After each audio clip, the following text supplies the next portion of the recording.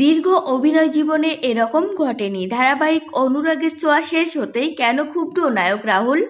ধারাবাহিক অনুরাগের ছোঁয়া আচমকাই বন্ধ। শুটিং করতে এসে জানতে পারেন নায়ক রাহুল মজুমদার। এই ঘটনায় প্রচণ্ড ক্ষুব্ধ তিনি। ভাবতেই পারেননি 10 বছর অভিনয় জীবন কাটানোর পর এই রকম অনভিপ্রেত ঘটনার সম্মুখীন হতে হবে। আনন্দবাজার.com-এর কাছে ক্ষোভ উগড়ে দিয়েছেন রাহুল।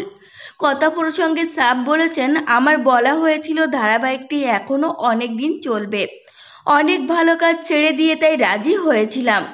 শুক্রবার শ্যুট করতে এসেছি, সকাল 10টায় আমাদের জানানো হলো শেষ হয়ে যাচ্ছে ধারাবাহিক। অভিনেতা হতবাক। ধারাবাহিকের রেটিং ভালো। তার আর স্বস্তিকা ঘোষের জুটি খুব অল্প সময়ে জনপ্রিয়। সাম্প্রতিক টেলি সম্মান পুরস্কার অনুষ্ঠানেও সম্মানিত তারা। তারপরেও সঠিক কারণ ছাড়াই বন্ধ হয়ে যাচ্ছে অনুরাগের ছোঁয়া। নভেম্বরের শেষে ধারাবাহিকের শুটিং শেষ হবে। শেষ সম্প্রচার সম্ভবত ডিসেম্বরের 4 তারিখ। এইবার কি করবেন রাহুল? প্রশ্ন ছিল তার কাছে। অভিনেতার কথায় নতুন কাজের কথাবার্তা চলছে, তবে এইবার বেশি কাজ নেব। কথায় কথায় তার মনে পড়েছে হরগৌরীর পাইলস হোটেল। সেই প্রসঙ্গ তুলে রাহুল জানান, 600 পর্বের পর তিনি বুঝতে পেরেছিলেন ধারাবাহিকটি বন্ধ হয়ে যেতে পারে।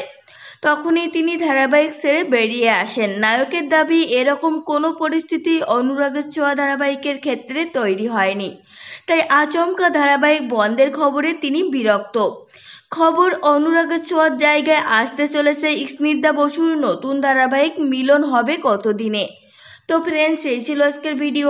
আপনাদের যদি এই তথ্যগুলো ভালো লেগে থাকে অবশ্যই ভিডিওটিকে একটি লাইক করবেন আর চ্যানেলটিকে সাবস্ক্রাইব করে সঙ্গে থাকবেন।